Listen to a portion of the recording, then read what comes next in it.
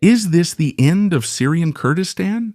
At least that's what the latest news from Syria might suggest. In January 2026, the Syrian army launched a large-scale offensive, crossed the Euphrates, and pushed the Syrian Democratic Forces back into two small pockets trapped along the border.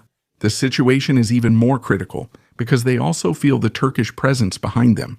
For now, the situation is stagnant as I record this video. With an agreement reached on January 30, which comes into effect on February 2, it remains to be seen whether it will lead to the same outcome as the agreement signed in March 2025. Paradoxically, we will see. The agreement does not automatically mark the end of Syrian Kurdistan, but rather the end of a de facto autonomy project that was supposed to be protected by the Syrian Democratic Forces army, the West, and especially the American umbrella. But as you know, the American strategy in the region has changed, and Donald Trump now favors strong states in the face of foreign influences, even if it means going back on many years of support. What is happening right now is the transition from a proto-Kurdish state, which lasted for about 10 years, to a conditional integration in a restructured Syrian state with new but fragile guarantees, an accelerated withdrawal of the United States, and a deeply reconfigured regional dynamic. While that may sound good on paper, the reality is highly precarious. Risks of local violence, unfulfilled promises, and external pressures could quickly derail the agreement and lead to a new confrontation.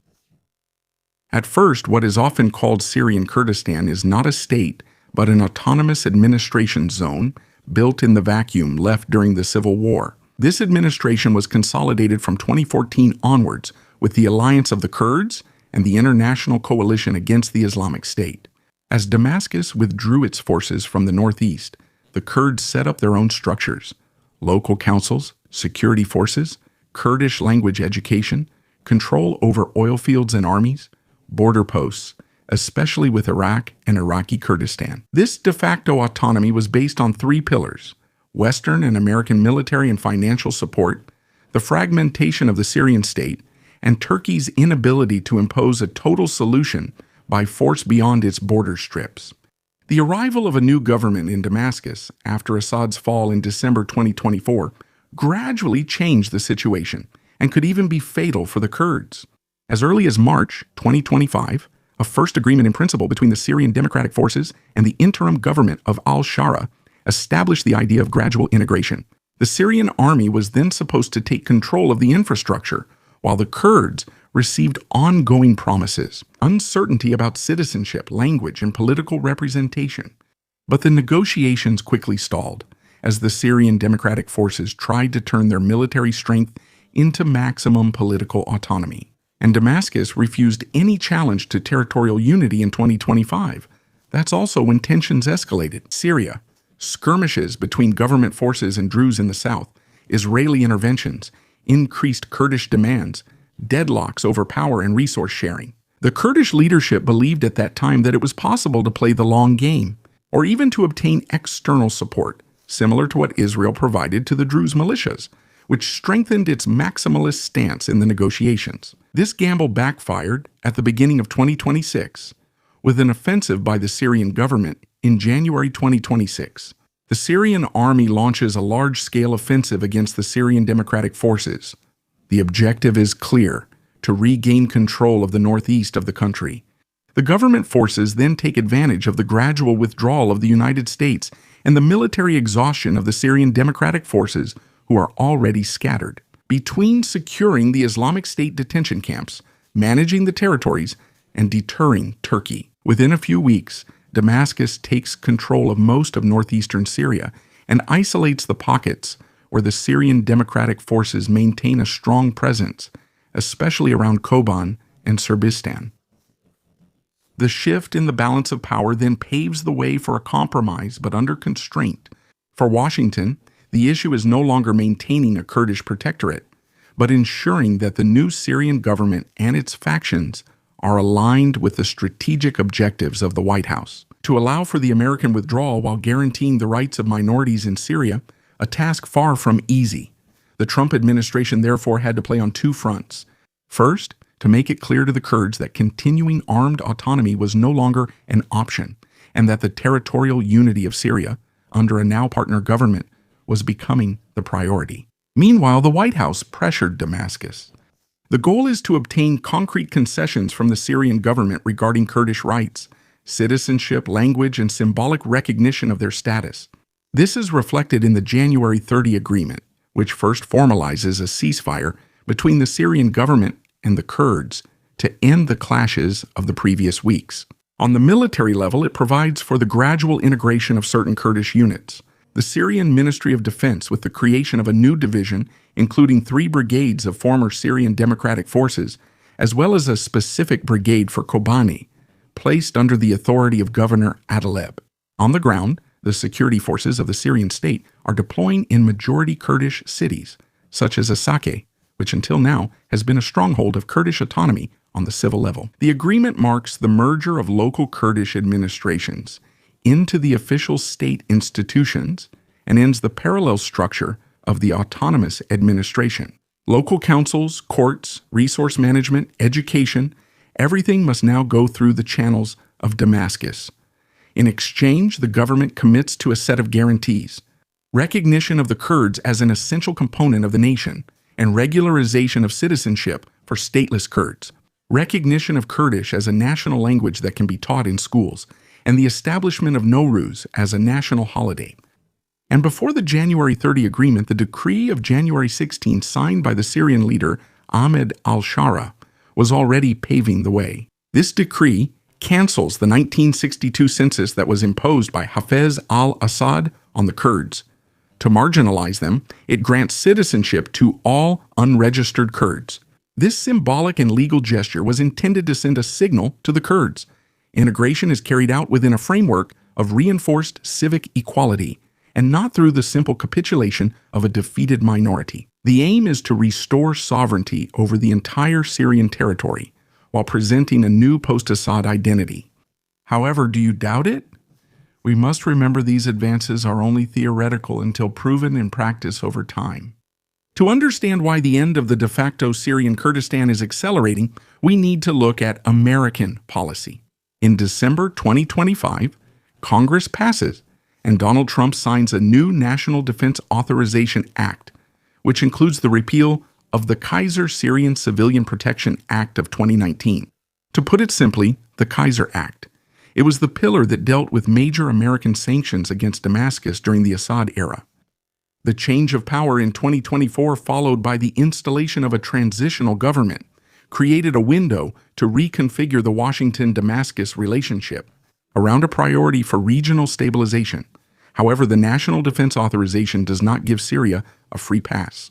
It requires the American president to submit a report to Congress every 180 days on criteria such as the protection of minorities and efforts against the Islamic State. This mechanism allows Washington to keep a lever of pressure, including on foreign investors, for the reconstruction of Syria, and to threaten new punitive measures if Damascus strays from its commitments. Dealing with and resolving the Kurdish issue then becomes a real-life test for the United States. It's a matter that presidential reports can highlight or sanction if necessary. This repositioning will likely lead to an American military withdrawal. By formally joining the United States-led anti-Islamic State coalition and regaining control of the northeast of the country, the Syrian government positions itself as responsible for fighting the jihadist group on its territory. For Washington, this theoretically fills the security vacuum in the event of a United States troop withdrawal. But this transition also needs to be qualified and is far from being without risk. The recent offensive has caused a chaotic transfer of control over detention centers in the Northeast, whether voluntary or involuntary. Notably, about 120 Islamic State prisoners escaped from Chadadi prison, of whom only 81 were reportedly recaptured according to Syrian authorities. The Syrian army is overwhelmed. The factions within it may have shifting loyalties. All of this with more than limited capabilities. So the Islamic State has room to maneuver in rural corridors, but perhaps also within the new authorities themselves. The handover is therefore risky. And the disappearance of the American umbrella over the Kurds comes with a security environment that will become increasingly unstable. Because the integration agreement does not eliminate the risk of short-term violence, The most likely hotspots of instability are in the Kurdish areas of the northeast, where Syrian forces are redeploying. Fighters from the Syrian Democratic Forces who oppose the idea of giving up their weapons, and a Kurdish youth bitter about the end of de facto autonomy, could engage in attacks against army or police patrols, symbolic attacks against state institutions, and, conversely, undisciplined or radical elements. Syrian forces also risk committing abuses against Kurdish civilians, reigniting the cycles of violence and abuses previously seen among the Alawites or the Druze. All this while the Islamic State operates in the area. In summary, on paper, this agreement should reduce the risk of a general flare-up by avoiding a brutal reconquest of Kurdish areas, as was the case in the Alawite region. However, the Islamic State remains and exploits the chaos, while detainee escapes highlight the new Syrian authorities' weaknesses. It must be acknowledged that al-Shara's decree sounds good, as does the integration and recognition by the Kurds of a united Syria. But this is happening only under American pressure, not to say Donald Trump's pressure. The power remains unstable and fragmented. Minorities look at history over the long term and know very well that an agreement one day can turn into a death sentence the next. Above all, the merging of administrations deprives the Kurds of the leverage they had gained up to that point, and their political representation risks being diluted in a centralized army or parliament in Damascus. Economically as well, the oil from the northeast will boost Damascus and should allow for the reconstruction of Syria. Before the war, it accounted for 25% of Syria, but the Kurds risk being the big losers without a fair distribution, and there is no clause in the agreements for a percentage of oil revenues dedicated to the Kurdish regions, since power is now centralized. To put it simply, they lost in an instant everything that had financed their autonomy for a good 10 years, on top of being marginalized in the enclaves. While foreign investments will knowingly and logically avoid unstable and rural areas, where tensions and security risks are highest. No interest, no infrastructure investment, no inclusion in the new Syria. But if Washington is going to such lengths to resolve disputes in Syria, it's also for another reason. To obtain a possible Syrian-Israeli pact by using Kurdish integration as a springboard for an American disengagement, while securing the southern border with Israel. Washington has been actively leading this mediation since January 2026, with trilateral meetings, notably in Paris, resulting in a joint intelligence and de-escalation cell under supervision. Once again, American supervision.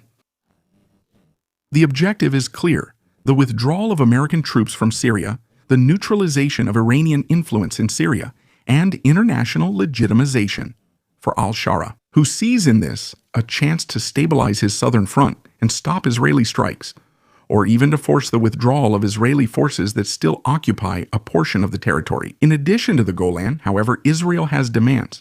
It is calling for the demilitarization of southern Syria up to the Golan, with a buffer zone, an air exclusion zone in the southwest of Damascus, and lasting control over Mount Hermon. Highly strategic for monitoring the area, Israel also demands a humanitarian and military corridor to the Druze enclave of Sweda. We discussed this in a video, while still refusing to return the Golan, which has been occupied since 1967. And another player? Of course, it's Turkey, which for its part welcomes the end of the Kurdish proto-state, but continues to apply relentless pressure. Turkey considers Kobani and the remaining Kurdish enclaves as existential threats, and it's likely that we should expect another cross-border operation. The frat child or olive branch model? This stance also forces al-Shara to walk a tightrope.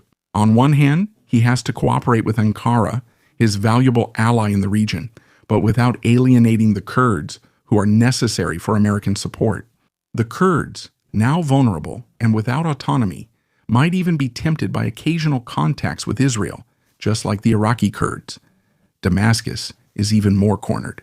Conceding to Israel undermines its internal legitimacy.